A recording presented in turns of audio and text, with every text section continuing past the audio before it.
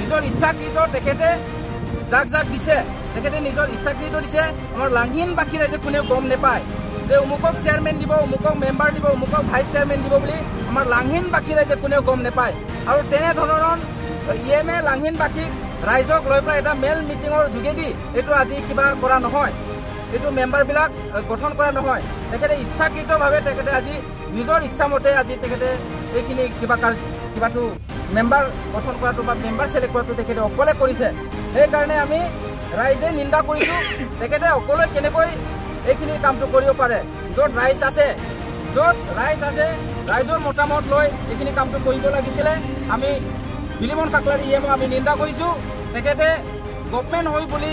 নিজৰ অকলে হিটলাৰ শাসন নিচিনা তেখেতে কৰিলে নহ'ব আমাৰ ৰাইজে আছে ৰাইজে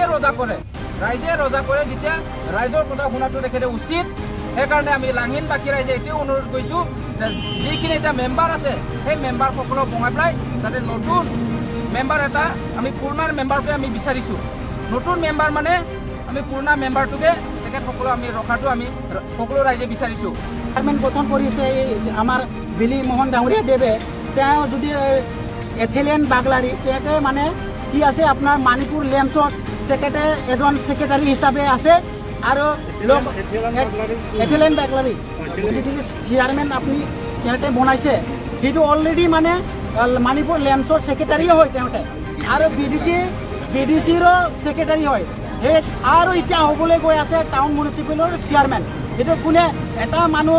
যদি এটা পদটো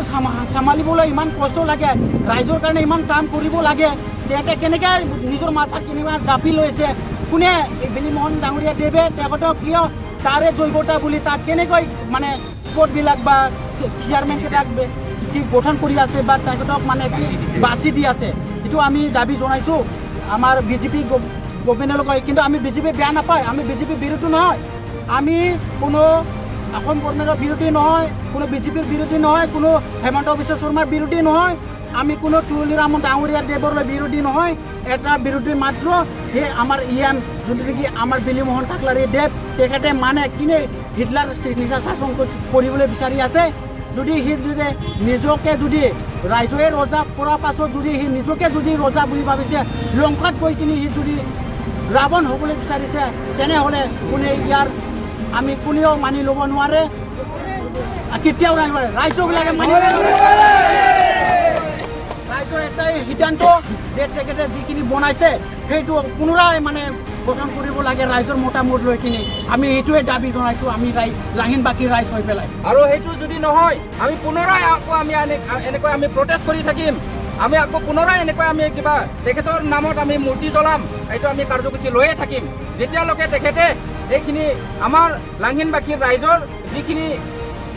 অনুৰোধ এইখিনি যদি গ্ৰহণ নকৰে আমি পুনৰাই এইখিনি আমি ৰেলীটো আমি লৈ থাকিম আমি ডক্টৰ তুলিৰাম ৰহাং ছাৰক আমি বেয়া নাপাওঁ হেমন্ত বিশ্ব শৰ্মা ছাৰক আমি বেয়া নাপাওঁ তেখেতসকলে যি আজি কাম কৰি আছে ৰাইজৰ কাৰণে কাম কৰি আছে ৰাইজৰ ভালৰ কাৰণে কাম কৰি আছে আমি ৰাইজৰ ইউনিটিৰ কাৰণে কাম কৰি আছে কিন্তু আমাৰ লাংহিন সমষ্টিৰ ইএম বিলিমন কাকলাৰী ডাঙৰীয়া আজি ৰাইজক বাদ দি কেনেকৈ তেখেতে কাম কৰিব ওলাইছে সেইটো কোনো কাৰণত যোগ্য নহয় কোনো কাৰণত আমি লাংহিনবাসী ৰাইজে মানি লোৱা নহ'ব তেখেতে এইখিনি কাৰ্যসূচী কিবাটো মেম্বাৰ দিয়াটো আজি উঠাই ল'ব লাগিব যেনেকৈ তেখেতে হিটলাৰ শাসন নিচিনা অকলে তেখেতে মেম্বাৰ বাচিলে যিখিনি যেনিবা কমিটি বনালে ইয়াত আমি কোনো কাৰণ আমি মানি লোৱা নহ'ব তেখেতে উঠাই ল'ব লাগিব তেখেতে আমাৰ লাংহিনবাসী ৰাইজৰ মতামত লৈ আকৌ পুনৰাই পুৰণা কমিটিকে আমি গঠন কৰিব লাগে বুলি আমি অনুৰোধ কৰিছোঁ কাৰণ আমি গম পাইছোঁ সকলো আমাৰ কাৰ্বি আংলঙত থকা যিখিনি মিউনিচিপেল বৰ্ড বা টাউন সব এজিটিছ আছে বুলি গম পাইছোঁ কাৰণ কিয় লাংহিনৰ খালি টাউন কমিটি চেঞ্জ হ'ব লাগে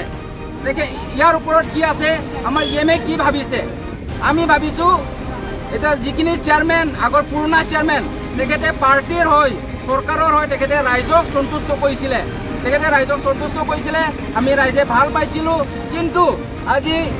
আমাৰ লাঙি সমষ্টিৰ BM কিবা EM বিলিমন কাকলাৰী ডাঙৰীয়া কি কাৰণত কি যুক্তিত তেখেতক মানে বলাব পালে এইখিনি আমি তেখেতৰ নিন্দা কৰিছোঁ আমি গৰিহণা দিছোঁ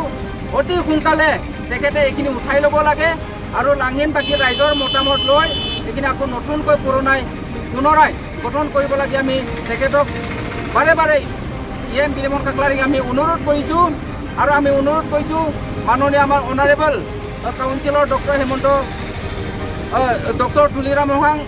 দেৱে আৰু আমাৰ MLA হাওৰাঘাট সমষ্টিৰ MLA দৰসিং ৰহাং ছাৰে যাতে এইখিনিক যাতে তেখেতে আলোচনা কৰি আমাৰ লগত ৰাইজক লৈ আলোচনা কৰি যাতে পুনৰাই যাতে নতুন এটা গঠন কৰিব লাগে আমি অনুৰোধ কৰিছোঁ